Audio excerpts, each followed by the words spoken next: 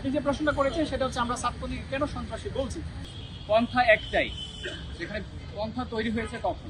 তবলিগের যে ইস্যুটা এটা ন্যাশনাল কোনো ইস্যু না, এটা হচ্ছে ইন্টারন্যাশনাল একটা ইস্যু, এটা হচ্ছে একটা গ্লোবাল ইস্যু, একটা বৈশ্বিক ইস্যু।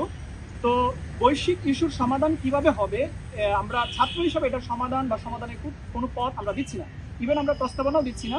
আমাদের মূল কনসার্নের বিষয় হচ্ছে টঙ্গীর মাটিতে হত্যাকাণ্ড হয়েছে সেটা। এখন প্রশ্ন যেটা করেছেন সেটা হচ্ছে ঢাকা ইউনিভার্সিটিতে তাদের কাজ বন্ধ করা বা এই ব্যাপারে আমাদের কোনো পরিকল্পনা আছে কিনা। আমরা সাধারণ ছাত্র হিসাবে সহাবস্থানে বিশ্বাসী এবং আমরা শান্তিপূর্ণ পরিবেশ বজায় রাখতে চাই। আমরা আমাদের যিনি বিসি আছেন বিসি স্যারের কাছে আমরা আমাদের স্মারকলিপি উত্থাপন করব। ওই স্মারকলিপিতে আমাদের নির্দিষ্ট করে তাদের কাজ বন্ধ হওয়া বা তাদের এরকম কোনো প্রস্তাবনা থাকবে না। আমরা বিসি স্যারের কাছে আমাদের দাবি উত্থাপন করব, বিশ্ববিদ্যালয় প্রশাসন যেই সিদ্ধান্ত নেবে সেই সিদ্ধান্তের উপরে আমরা থাকবো। আর আমাদের এটাও ইচ্ছা যে আমরা কোনো ধরনের ছাত্রের সাথে কোনো প্রকার ক্লেশে যাব না। হ্যাঁ, আপনারা হয়তো ক্লেশ দেখেছেন, বিভিন্ন মার্কাজে দেখেছেন, বাংলাদেশের বিভিন্ন জায়গায় দেখেছেন, কিন্তু এই কালচার আমরা আমাদের ক্যাম্পাসে ইনশাল্লাহ দিব না। ক্যাম্পাসে একটা শান্তিপূর্ণ অবস্থা সবসময় বজায় থাকবে।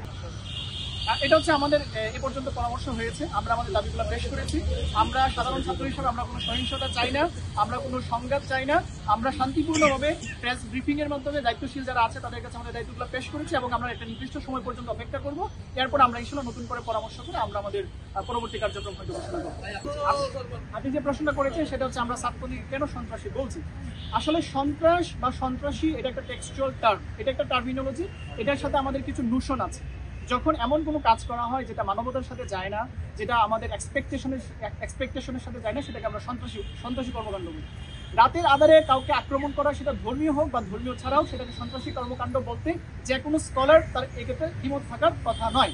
তো ছাত্রলীগ যে মহলটা আছে তারা যেহেতু টঙ্গীর বিশ্ব ইজতেমা ময়দানে যারা সাধারণ মুসল্লি ছিল তাদের উপর এরকম রাতের আধারে আক্রমণ করেছে, এই জন্য আমরা টেক্সচুয়ালি এটাকে সন্ত্রাস বলতে বাধ্য হচ্ছি।